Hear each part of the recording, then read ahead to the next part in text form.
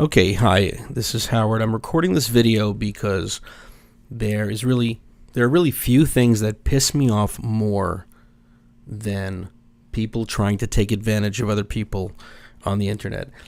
Specifically, people trying to take advantage of older people, like our parents or grandparents who aren't necessarily computer savvy and are easily susceptible to scams. And I've heard stories, and some really horrible stories, people too proud to go public with it or even tell their family members who've been scammed out of thousands, sometimes tens of thousands of dollars because they stupidly trusted somebody who emailed them. I'm going to show you right now an email that my mother received that she forwarded to me, and she asked me, is this a scam or is it real?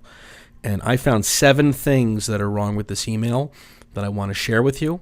My hope is that you will pass this along, you will show it to other people. Hopefully, it'll prevent people from getting scammed.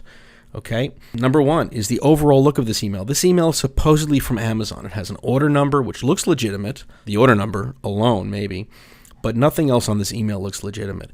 It doesn't look like something you'd receive from Amazon, period. So your initial hesitation or suspicion is important here. That's number 1. Number 2, the return address. You can usually tell if someone is trying to scam you.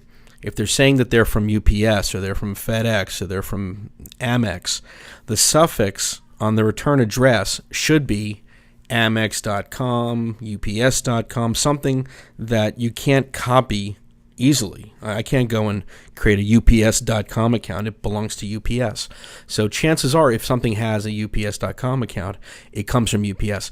What these slicksters do, though, is they will change that address. So they might be like my UPS or your local UPS.com. And you can probably buy your local UPS.com. But don't be fooled into thinking that that's actually UPS. Okay? Number 3, the email address. If you see the to line, you see that they repeated the email address. I blocked the letters so for my mother's privacy, but they used her email address 3 times. Now this is part of the master scam where they mail out millions of people at the same time, hoping that maybe 0.001% of them will fall for it, and that might mean a couple of $100 or a couple of $1,000, but it didn't cost them anything to do it, so it's free money.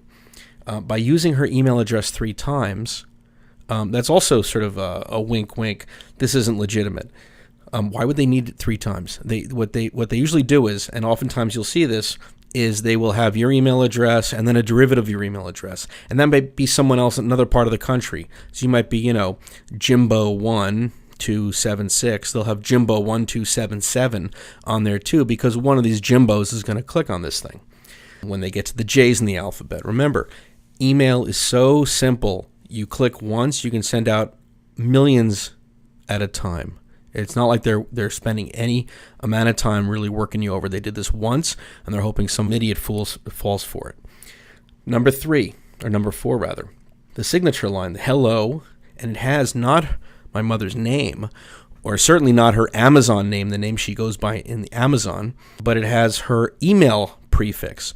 Now, anyone should know that if they're calling you by your email prefix, they don't know your real name, especially if it's a service like Amazon that doesn't use your email prefix unless that's the Amazon name that you're using. So right away, hello, so-and-so 6640, that's not my name. Red flags are going to go up. Okay, number 5. Look at below, it says see order details and delivery boy contact. Now, when's the last time you heard anyone at Amazon, either on the news or in marketing or anything on their website, talk about a delivery boy? This is probably by somebody who is not in this country. English is probably their second language. Delivery boy contact sounds like something that might be legitimate, but anybody who deals with Amazon knows that it's not. Amazon has delivery services. They're not delivery boys. And the same thing with see order details. Now, the point of why these things are even here is so that you click on them. And what happens is when you click on them, why would you click on them? Well, I want to see what my order is. Maybe I did order something. Maybe it's that that pair of boots or something like that. They're finally showing up. Or the delivery boy contact. I want to contact this guy and tell him that's not for me. I want to right or wrong. So what I did was I found the links that are behind this. The point is that if you click on it, they're going to send you to some website that might download something nefarious into your computer or into your cookies in your web browser. It might give you an ad. It might put you into this endless loop you can't get out of. It could be a whole sort of bunch of things. That ties in with the last item on my list, the unsubscribe.